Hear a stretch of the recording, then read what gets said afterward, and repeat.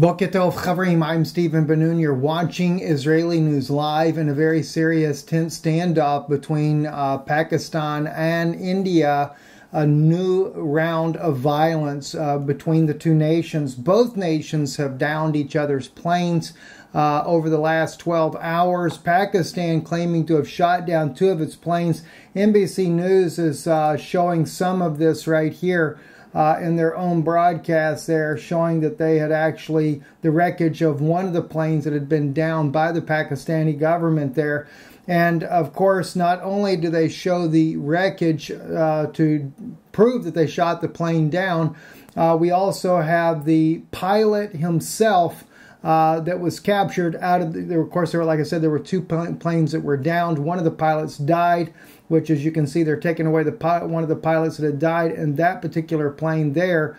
But we have footage also of one of the pilots that was actually captured. It's right here, and it's the it was actually the Pakistani military that rescued him from the Pakistanis on the ground who were beating him. You know, if it wasn't for the Pakistani military, he would already be dead, because the people on the ground would have killed this man without question. You know, the court, he has released a statement saying that he is being treated fairly by the Pakistani military. Of course, you never know how that goes. That's just always good for the cameras, and they'll say anything once you're captured. But also, besides NBC News reporting this, it was Amichai Stein that first reported the downing of the plane itself here actually on the site there. And according to one eyewitness on the ground there, he described the dogfight that they were able to watch in the skies above Pakistan between India and the Pakistani planes there. And, of course, it was the Pakistanis that got the upper hand. Now, there's also another, let me just pause this here. There is another article as well, Hope for Safe Return of Missing IF, which is Indian Air Force pilot Arvan Kejriwal is what the name of the pilot that was actually captured there. But in another particular broadcast, I forget exactly where it's at, maybe it's over here on RT, the Pakistani Prime Minister is calling for a calm between the two nations because of the fact of both of these nations being nuclear powers. He does state that there is much to be lost with both nations containing the weapons that they have, and that they should really reconsider what's happening in their nations there and the tensions, and try to resolve these things in a political fashion there. So, but it's a very tense situation that's happening over there in Pakistan. It's globally everywhere. We see it in Syria. We see it now in Venezuela.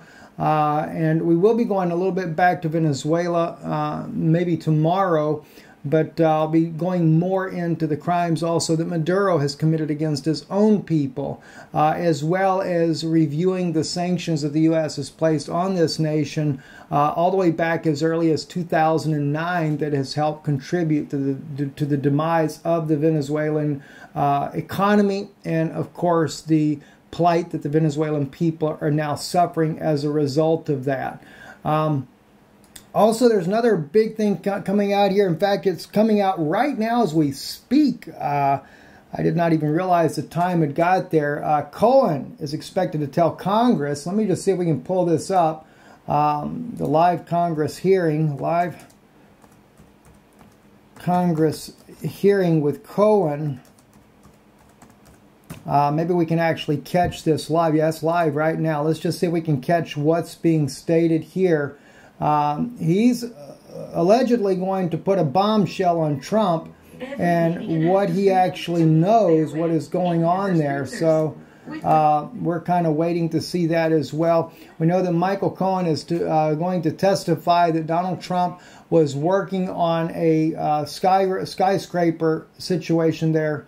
Let's see if we've got it going here. Hang on one second. We didn't have the exam before we did. Yeah, well, the vote is on tabling the motion to postpone. All in favor say aye. All opposed say no. No. The ayes have it. And I appeal the ruling of the chair. Yes, I can assure you it's in the rules. I appeal the ruling of the chair. Do the rules matter, Mr. Chairman? Let's Move to table. recognize the gentlelady.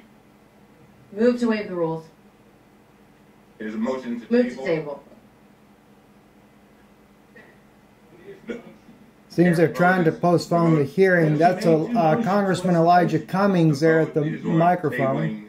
I move to table the appeal to the ruling of the chair. The vote is on that. All in favor say aye. All opposed say no. No. The ayes have it. I ask for a recorded vote, Mr. Chairman. Very well. The clerk will call the roll.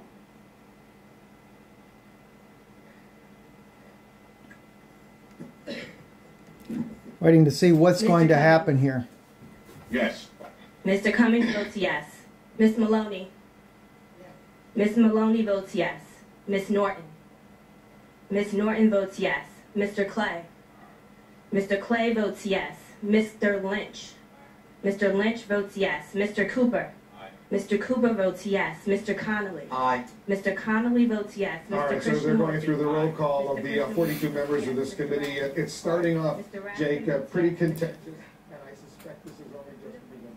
Right, the objection from Congressman Mark Meadows, who is the chairman of the very conservative House Freedom Caucus, was that the testimony is supposed to be supplied to the committee 24 hours ahead of time, but it was not. It was they only got it last night, and this morning they received the evidence of the Michael Cohen will be introducing. It is a point of order that he is objecting to. Congressman Jim Jordan, the ranking Republican, then pointed out that CNN had a copy of the testimony last night. We should point out most major news organizations had a copy of the testimony last night, given to by Michael Cohen for Congressman Jordan's own reason. He's talking about CNN and not Fox News, but we can move past. All right, so this is what we're getting on this right now. I guess because the disclosure was not done 24 hours in advance, they're not going to allow his testimony to be heard as of yet. We do know from the news that we were seeing this morning on Michael Cohen that he was actually going to tell Congress that President Trump knew about the leaked WikiLeaks emails. He had been talking to. Let me get some of this information in here real quick. Congressman Testimony Cohen was also going to testify Mr. Trump directed plans for a Moscow skyscraper even during his White House campaign.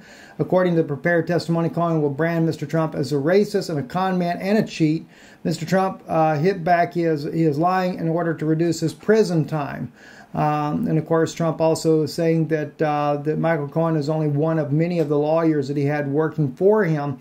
But many of us already are well aware that President Trump on multiple occasions was standing up for Michael Cohen for a long period of time, and of course until this testimony began to actually come out. It says here that Cohen will say Mr. Stone, speaking about Roger Stone, told Mr. Trump he had been speaking to WikiLeaks founder Julian Assange, who had told him there would be a leak of emails within a couple of days that would politically embarrass Hillary Clinton's White House campaign. And of course, Mr. Trump has denied having prior knowledge to this. And so just kind of have to see how this is going to play out. I'm interested to know what his testimony will actually be. I know there's some people are going to say that, Trump is only being targeted once again. We are still working on our own investigation here at Israeli News Live that is also very incriminating as far as the ties between the White House, those that were around Trump, as well as possibly Trump himself, and that with many of Putin's oligarchs in Russia. So for us, it's interesting to watch these developments, and of course, we had always had great hopes for President Trump that he would, as he quoted in his campaign, drain the swamp, and that he would restore ties with Russia and the United States so we could have more of a peaceful world. Unlike many of the Democrats and even Republicans today that are calling for all-out war with Russia, especially amongst the Democratic side, we were really hopeful that that would change and that we would see that rhetoric toned down, especially as much as Putin has spoken so much about how that we are partners with the U.S., but on our side, it's always we are enemies on the side of Russia. That being said, keep in mind, we know it's a new world order. They're both very much promoting a new world order. Putin is promoting a new world order. He has met with Prime Minister Netanyahu, and of course, it is all about prosperity that is coming in the coming years ahead there, which is a new world order plan. So Putin's not that much better when it comes to these issues here. We're just all pawns in the game of chess here. I'm Stephen Ben-Nun. You're watching Israeli News Live. Don't forget to support the broadcast. You can visit our website, IsraeliNewsLive.org. Those of you that are wanting to attend the Portland, Oregon, not Portland, Oregon, that's the wrong conference right there. I don't know how that got to the top of the page. But anyway, we have here we go. If you scroll down on our website there, the Coming Persecution Orlando Conference, March 30th, 2019.